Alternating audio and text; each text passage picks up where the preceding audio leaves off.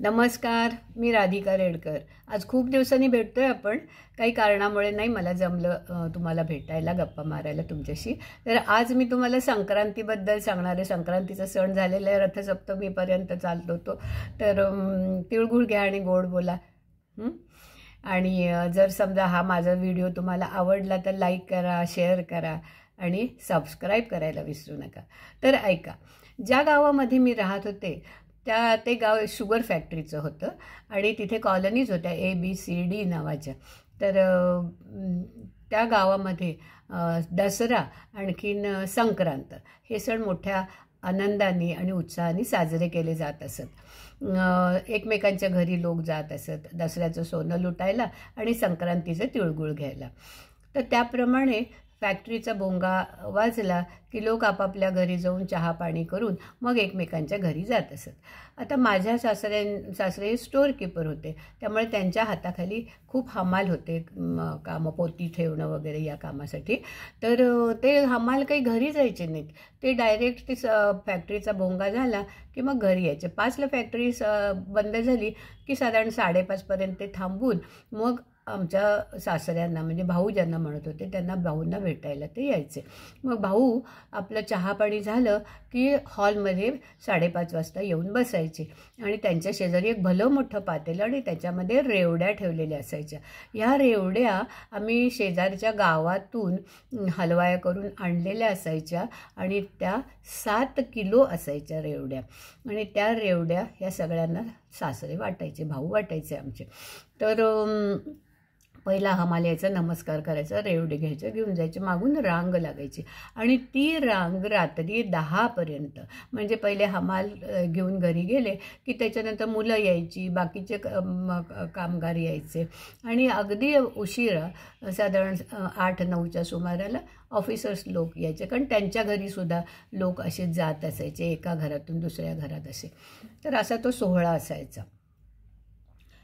तर गंमत म्हणजे एकदा काय झालं की असे सगळे साधारण 8:30चा सुमार होता आणि सगळे हे ऑफिसर्स लोक बसले होते आणि त्यांच्या गप्पा चालल्या होत्या, हास्य विनोद सगळे चाललेले होते।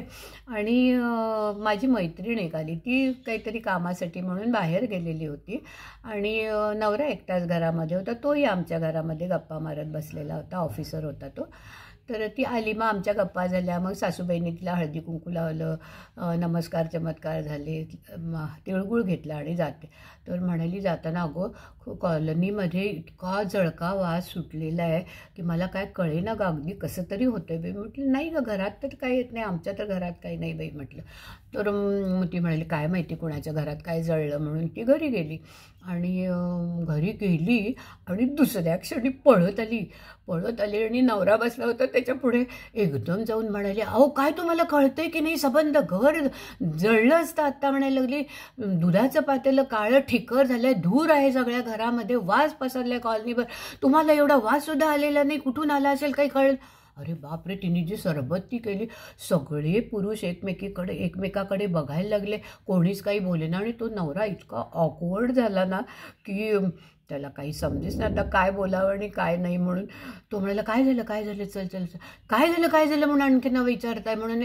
मग त्यांनी अक्षरशः तिला ढकलत घराकडे नेलं आणि अर्थात तुम्हाला माहिती आहे हे काही तिळगुळ घ्या गोड बोला प्रकरण झालं नसणार, काय झालं असणार ते तुम्हाला कल्पना आहे, म्हणजे काय कळलंच तुम्हाला काय ते।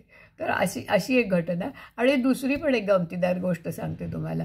हे सगळे ते हमाल लोक यायचे ना, तर त्याच्यामध्ये एक हमाल होता, तो थोडासा लावणारा होता। तर एक दिवशी एका वर्षी तो आला की सगळे जरा मनात आता गंमत बघायला मिळणार अशा यांनी, पण कदाचित साहेबांच्या घरी असं काही करणार नाही असंही वाटलं लोकांना। तर तो आला, झुलत आला आणि पाय धरल्यानंतर भाऊंनी आमचे ते पाय सोडवून घेतले, तिळगुळ दिला, तिळगुळ घे, गोड बोल आणि बरा राहा आणि अरे जरा प्यायचं कमी कर असं वगैरे सगळं सांगितलं वगैरे त्याला।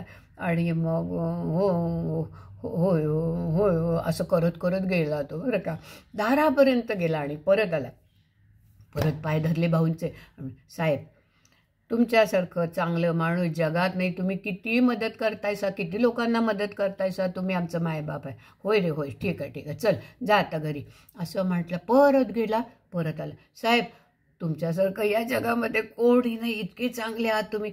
परत सुरू केलं आणि सगळे आपल्या हसू दाबत बसलेले आहेत तिकडे. शेवटी ते इतकं हे झालं की दारावरच्या गड्याला बोलवून त्याला घरी पाठवावं लागलं. असे ते एक गमतीदार 2 प्रसंग तुमच्याशी शेअर करावे असं मला वाटलं आणि म्हणून मी तुमच्याशी बोलते आहे.